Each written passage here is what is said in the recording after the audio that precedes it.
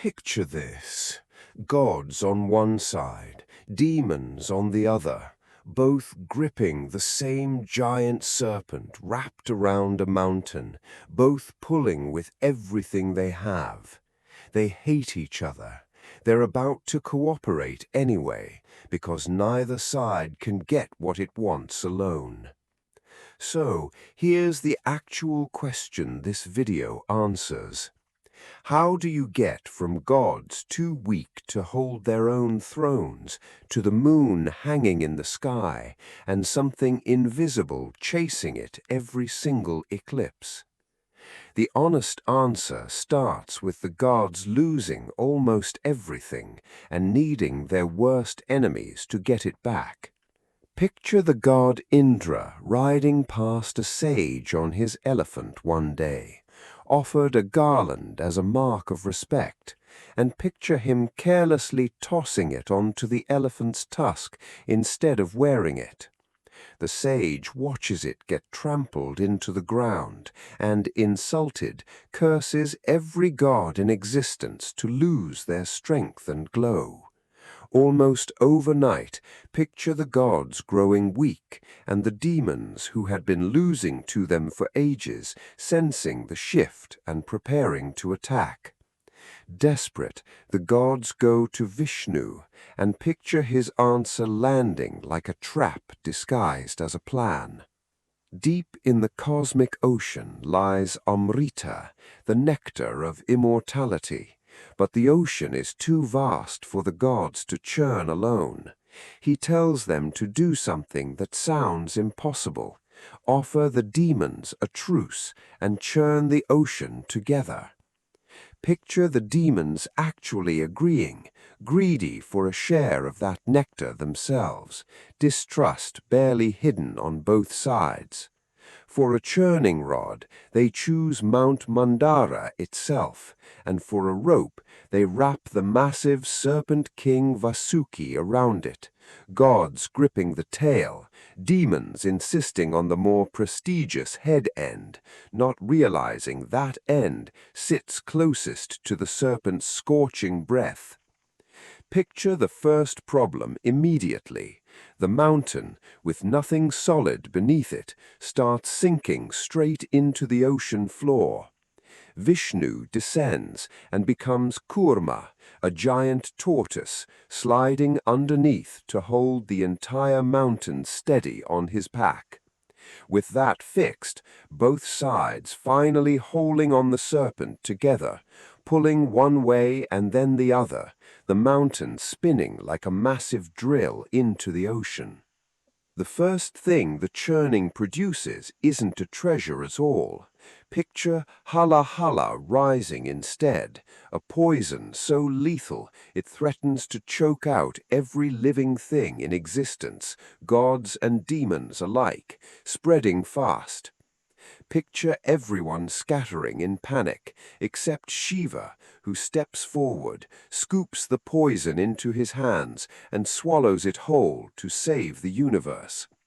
Picture his wife Parvati gripping his throat from behind, stopping the poison from sinking any further into his body, and picture his neck turning a permanent blue right there, a mark he wears for the rest of time. With the poison contained, picture the churning starting again, and this time treasure after treasure rises out of the water. Kamadhenu, a cow that grants any wish. Uchai Shravas, a brilliant white horse with wings. Airavata, a massive white elephant. A glowing jewel. Picture a crowd of apsaras rising next, radiant celestial dancers stepping onto the churned foam, one after another, neither fully claimed by the gods nor the demons, simply new to the world. Then picture Lakshmi herself, rising fully formed out of the waves, goddess of fortune, and picture her walking slowly past every demon on the shore, past every god, until she stops in front of Vishnu and places a garland around his neck, choosing him without a word. Picture the moon, Chandra rising next and taking his place in the sky. And finally, picture Dhanvantari emerging last of all, carrying a golden pot of Amrita itself, exactly what both sides came for. That's when the truce collapses. Picture the demons snatching the pot and racing off with it, gods chasing behind, both sides now openly fighting over the one prize the whole plan was built around. Vishnu steps in one more time, transforming into Mohini, a woman of overwhelming beauty, and picture the demons stopping mid-fight, mesmerized, agreeing to divide the nectar fairly between both sides. Picture Mohini serving the gods first, one by one, while distracting the demons with conversation, and picture one demon, Rahu, catching on. He disguises himself, slips into the line of gods, and gets a single sip of nectar into his mouth. Picture the sun and moon spotting him instantly and alerting Vishnu, who hurls his discus and severs Rahu's head before the nectar reaches his throat. Because the nectar had already touched his mouth, the head survived anyway, immortal now, furious, and forever blaming the sun and moon for exposing him. That head becomes Rahu, the body becomes a second being, Ketu, and picture them ever since, chasing the sun and moon endlessly across the sky, catching them every so often and swallowing them whole for a moment before they slip free again, which is exactly what people are watching whenever an eclipse passes overhead. Here's the part worth sitting with. The gods didn't win this one through strength or a single decisive battle.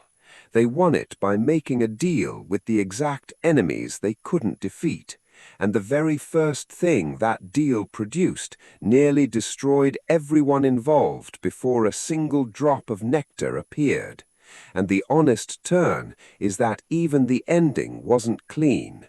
One demon still got a taste of forever and paid for it by being cut in two, and the two halves are still up there right now, still hungry, still chasing the sky.